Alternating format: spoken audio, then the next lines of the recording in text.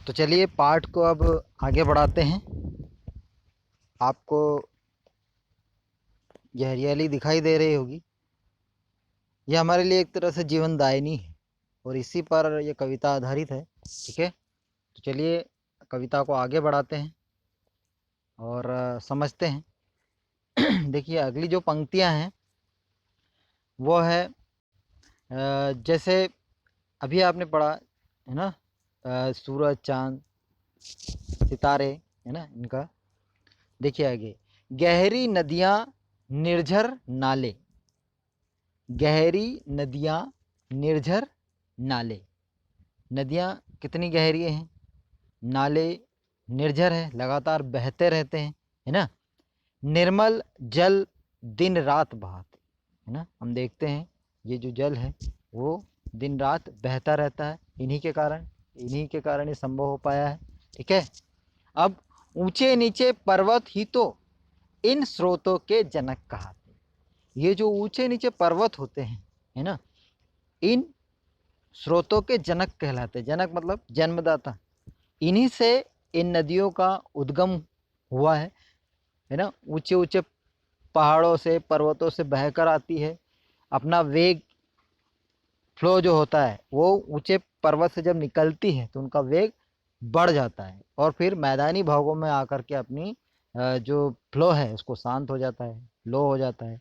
तो इस तरह से वो धीरे धीरे फिर जब मैदानी भागों में प्रवेश करती है तो किसानों के लिए जल का स्रोत बन जाती है और उन्हें जो है भरपूर प्रचुर मात्रा में जल उपलब्ध हो जाता है, जिससे वो सिंचाई अपने खेतों को सिंचित कर पाते हैं, सिंचाई कर पाते हैं, है ना। तो ये एक तरह से हमें जीवन दे रही है, कहने का मतलब ये। उसके जीवन में जीवन देने में पर्वत और बड़े बड़े पहाड़ भी भूमिका निभा रहे हैं, ये भी देखने वाली बात है ना।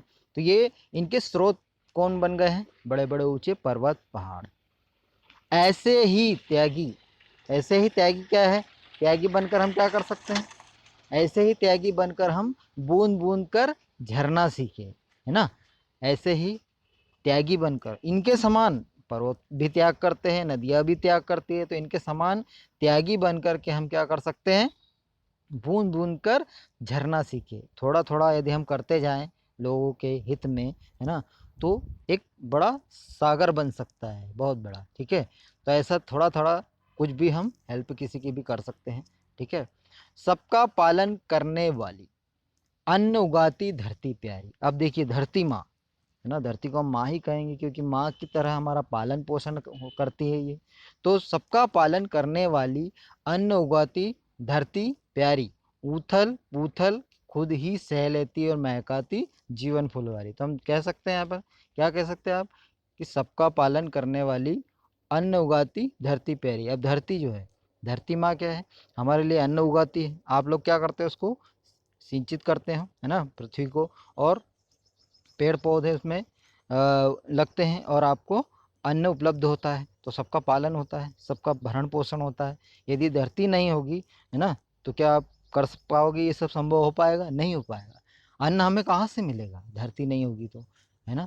तो कृषक वर्ग जो है हमें अन्न उपलब्ध करवाते हैं धरती से। ठीक है, तो उथल पुथल खुद ही सह लेती। कितनी आपदाएं होती है यार, भूकंप आते हैं, ज्वालामुखी आते हैं, है ना, कई तरह के ऐसे भूस्खलन हो जाते हैं, तो फिर भी ये वैसी की वैसी बनी रहती है, हम देखते हैं ना।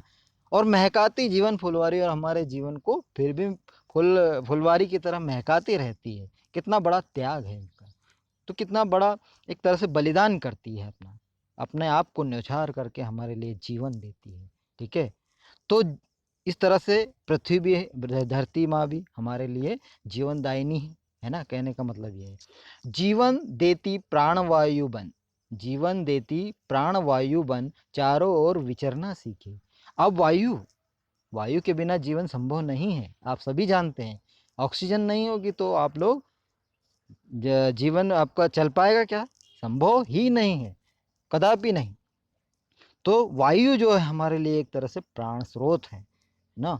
जीवन, जीवन किससे प्राप्त मिलेगा हमें, प्राण वायु से। वो हमारे प्राणों को वायु है, यदि प्राण वायु नहीं होगी तो आप जीवित नहीं रह पाएंगे। तो जीवन देती प्राण वायु बन, ऐसी ही प्राण वायु वायु जैसा बन जाओ, तो दूसरों को जीवन दो, तो चारों ओर विचरना सीख। इस प्रकार से ये जो कविता है ना, ये जो पोएम है, बहुत ही एक तरह से आपको कुदरत को साक्ष्य बनाकर, कुदरत को साक्ष्य बनाकर आपके सामने प्रस्तुत किया है कवि ने, है ना।